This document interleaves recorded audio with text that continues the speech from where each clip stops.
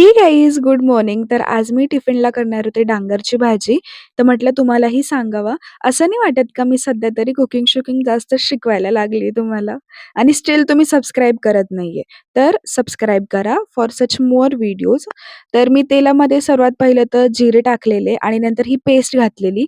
या पेस्टमध्ये कोथिंबीर, कढीपत्ता आणि लसूण होता. सो हे पण टाकलेलं आणि त्यावरून थोडीशी हळद टाकायची आणि मग स्वच्छ असं डांगर क्यूब साईजमध्ये कापून धुवून घ्यायचं आणि मग त्यानंतर ते टाकायचं आणि मीठही घालायचं नंतर आणि यामध्ये ना पाणी टाकायची काही गरज नसते कारण डांगरला आपोआप थोड्या वेळाने पाणी सुटतं. तर फक्त याच्यावर प्लेट ठेवून हे वाफेवर होऊ द्यायचं. खूप छान अशी ही होत असते. आणि मग मला पोळ्यासुद्धा करायच्या होत्या. मग मी एका साइडकडे पोळ्या करत होती आणि एका साइडकडे माझं भाजीकडेही लक्ष होतं. तसं माझं कॉलेज 10:00ला असतं, पण मला लवकरच उठावं लागतं कारण मला ह्याला तरी 2-1 तास लागून जातात स्वयंपाक वगैरे घरचं काही आवरताना. म्हणून मग मला लवकरच उठावं लागतं. तरी मी 6:30 पावणे 7 म्हणजे 6-6:30 पर्यंतच उठून जाते.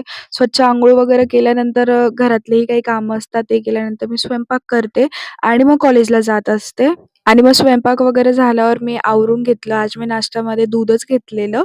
तर माझं असंच रोजचं रुटीन असतं आणि कधी-कधी तर मला इतका कंटाळा येतो एवढं सगळं करून आणि मग कॉलेजला जा आणि एवढा प्रवास करून मग घरी या. मग खूप थकून जात असते.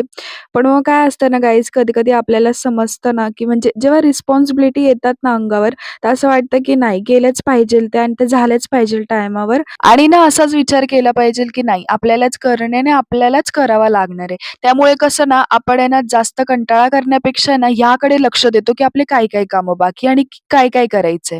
सो मी घरी आल्यावर बघितलं माझ्या हातामधला मी जो मोतीची अंगठी घालते ना, त्याच्यामधला मोतीच गायब आहे. तो ऑलरेडी ढिला झाला होता, पण मला नव्हतं माहिती की तो असा कुठे पडेल. Thank for watching. भेटूया उद्याच्या व्लॉगमध्ये. Bye bye.